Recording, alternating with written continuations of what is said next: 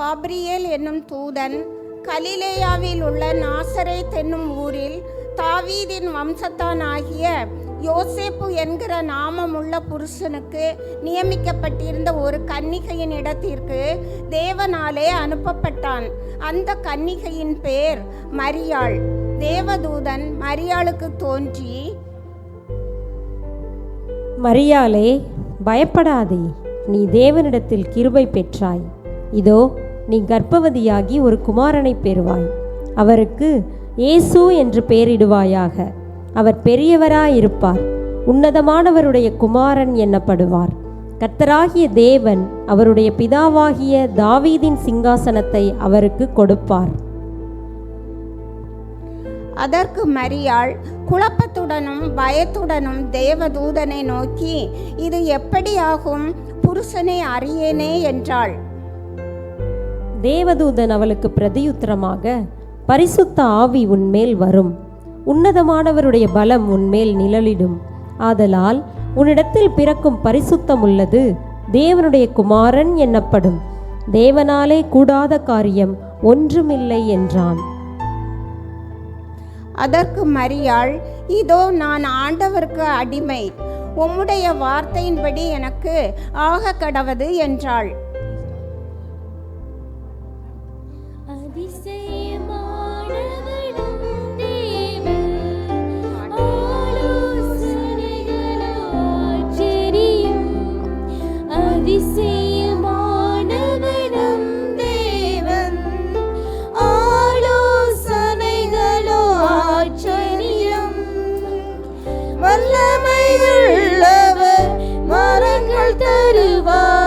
வந்திடுவோம் நாம் அவரன்னை.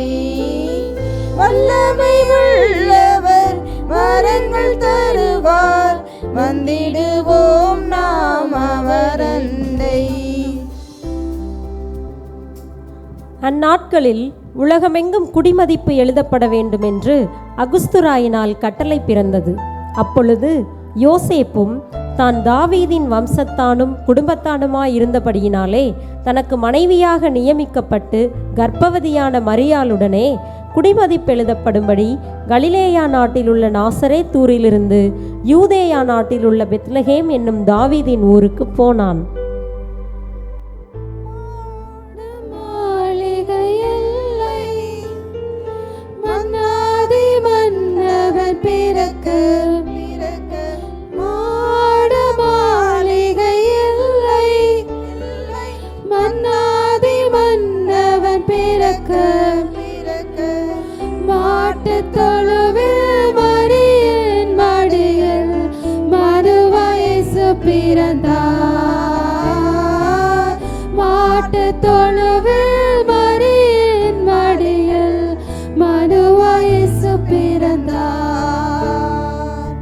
கொண்டாடுவோம், நாம் கொண்டாடுவோம், மன்னவனேசுவை கொண்டாடுவோம். கொண்டாடுவோம், நாம் கொண்டாடுவோம், மகிழ்ந்து புகழ்ந்து நாம் பாடுவோம். அப்பொழுது அந்த நாட்டிலே மேய்ப்பர்கள் வயல்வெளியில் தங்கி ராத்திரியிலே தங்கள் மந்தையை காத்து கொண்டிருந்தார்கள். அவ்வேளையில் கர்த்தருடைய தூதன் அவர்களிடத்தில் வந்து நின்றான். அவர்கள் மிகவும் பயந்தார்கள்.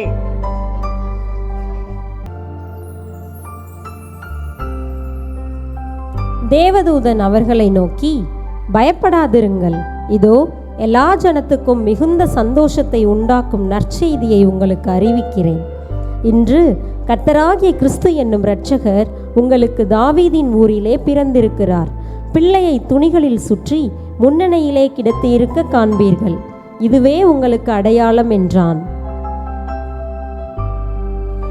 அந்த கணமே பரமசேனையின் திரள் அந்த தூதனுடனே தோன்றி, உன்னதத்தில் இருக்கிற தேவனுக்கு மகிமையும் பூமியிலே சமாதானமும் மனுஷர் மேல் பிரியமும் உண்டாவதாக என்று சொல்லி தேவனை துதித்தார்கள்.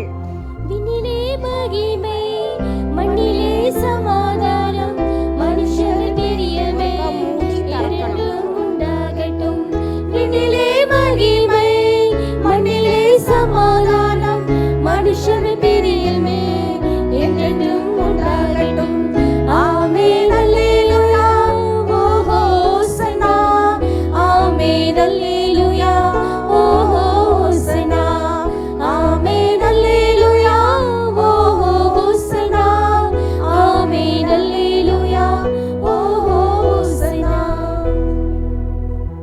தேவதூதர்கள் அவர்களை விட்டு பரலோகத்துக்கு போன பின்பு மேய்ப்பர்கள் ஒருவரையொருவர் நோக்கி, நாம் பெத்லகேம் ஊருக்கு போய் நடந்ததாக கர்த்தரால் நமக்கு அறிவிக்கப்பட்ட இந்த காரியத்தை பார்ப்போம், வாருங்கள் என்று சொல்லி புறப்பட்டார்கள்.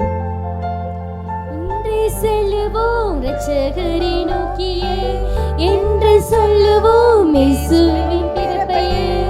இன்றை செல்லுவோம் பெத்லகேமை நோக்கியே, என்று சொல்லுவோம் இயேசுவின் பிறப்பையே. Happy happy happy Christmas, merry merry merry Christmas. Happy happy happy Christmas, merry merry merry Christmas.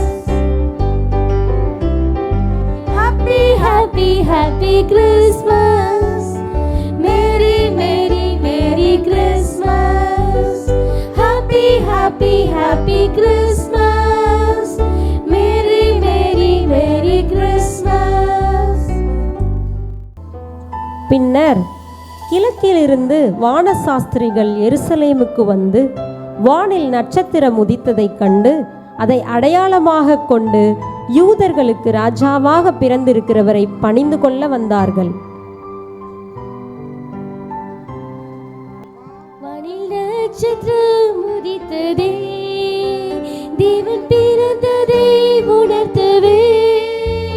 வானில் நட்சத்திரம் உதித்ததே, வாழ்வில் கிருபைகள் தொடருதே, வாழ்வில் கிருபைகள் தொடருதே. ஆமென் அல்லேலூயா, ஆமென் அல்லேலூயா, ஆமென் அல்லேலூயா, ஆமென் அல்லேலூயா, ஆமென் அல்லேலூயா. நமக்கு ஒரு பாலகன் பிறந்தார், நமக்கு ஒரு குமாரன் கொடுக்கப்பட்டார்.